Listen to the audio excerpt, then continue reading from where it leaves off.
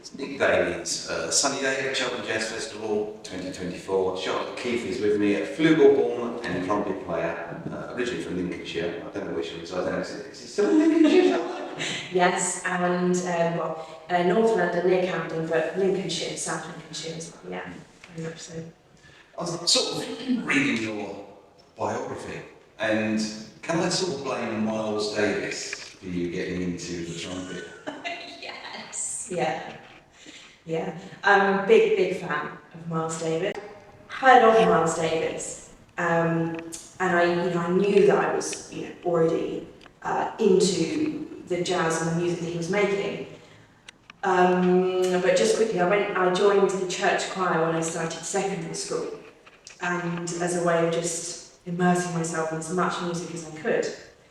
And the choir master took us out on a lovely day trip to London to see some of the sights and sounds. And we went into a record shop, I think it was HMV, and I scraped all of the money together in my pocket and I bought Bitch's Brew, and I was just completely drawn to the cover. I didn't quite notice even that it was, the cover just attracted me straight away, and then I was, it's Miles Davis, and then I listened to that, and I always come back to that recording, and so that really woke me up. Yeah, Miles has got that effect through each of the different stages, from the very early Miles to the later Miles. Do you find that you enjoy all of his work? I do. I do. There's something that would just completely bring me to the moment with just one sound, one note. It's so moving, and I really appreciate that, and I get that pretty much every time I tune into mine. Also, I've read, now you have to do your research, but that your music is based around abstract painting. Yes. So how do you link abstract painting to music? Oh my goodness, lovely question. My trumpet and my flugehorn have become my sound brushes. So I love to really imagine that I'm painting on a massive canvas and really intentionally splashing sounds and squelching colours out and sploshing and all those kinds of sounds that I think some people probably don't necessarily think that the trumpet could sound like that or should sound like that, but to me I like to explore those splits and splats and slurts, and it reminds me very much of an abstract artist just flicking paint or getting frustrated with something going wrong and just letting go on this huge canvas. So I very much, what comes to my mind is those abstract paintings and shapes and colours and that weaving together. Yeah, it's a bit like some of the electronic musicians that take a trombone and then they do something with it and you think, that doesn't sound like a trombone. Is that what you're trying to achieve, a different sound that people think, is that the trumpet? Is that really the trumpet? Sometimes. I love to tease listeners. I love to tease listeners. But also for me, it's coming from a place of just wanting to play music and play every part of the trumpet. The trumpet is such a beautiful, versatile instrument. It's a very vocal instrument. I also find it a very percussive instrument. But there's so much that the trumpet can offer just acoustically. Not talking about even playing with electronics as well as the trumpet. Just completely acoustic. There's so much that I love to explore. So there's really low, quite gross sounds, I'm trying to think of a polite word, but I think you know what I mean. And then there's also very squeaky sounds as well that the trumpet has to offer. And I find it super fun to really explore both of those worlds, as well as sounds that perhaps we listeners expect the trumpet to make as well. Altogether.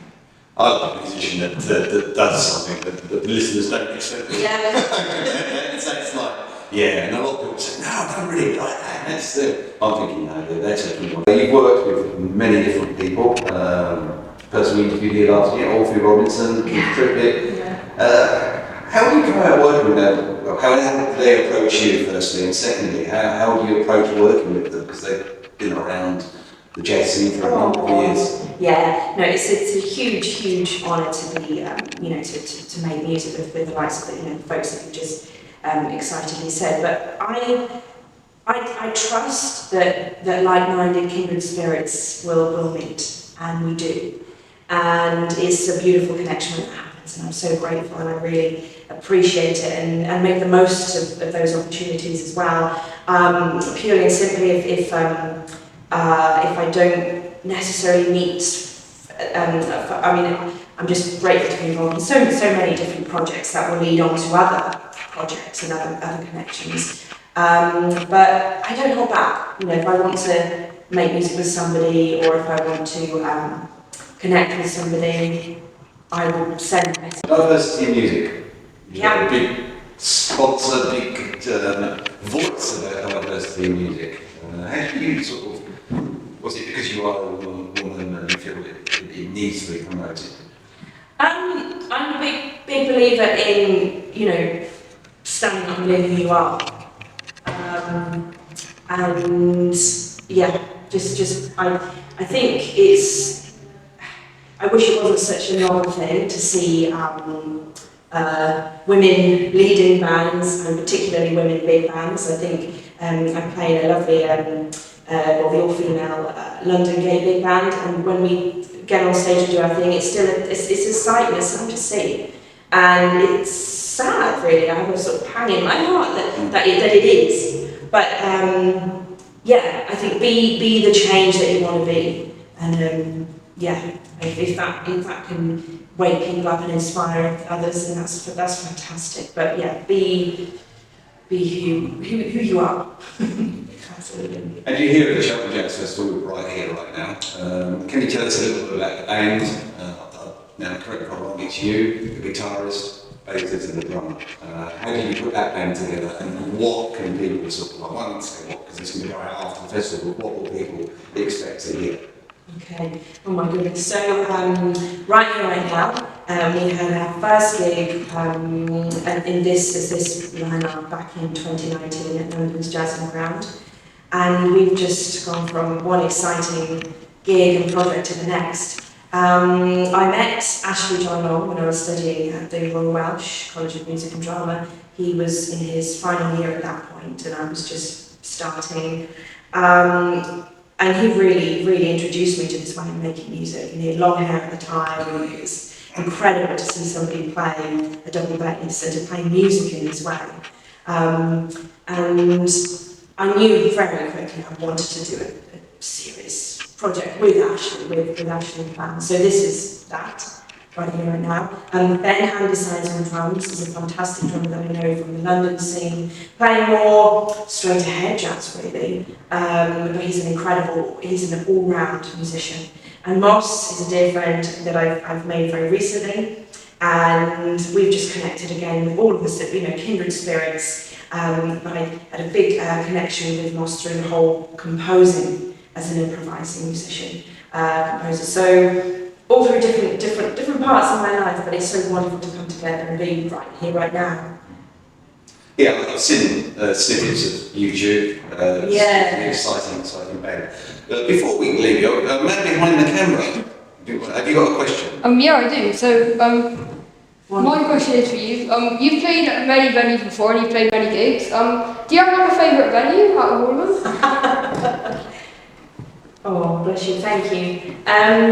Do I have a favourite venue? I don't. I love playing London's Cafe Otto. I do love that space. But for me, every gig and every space and venue and opportunity has been a favourite for me. I'm really lucky to be, I'm grateful to be, living my dream. And it's all very special. Each time I get to play right here, right now, in this live setting. It's very special. So, there we are. Charlotte Keeffe, thank you very much for joining us. Thank you. Wonderful. Thank you for the invitation to chat.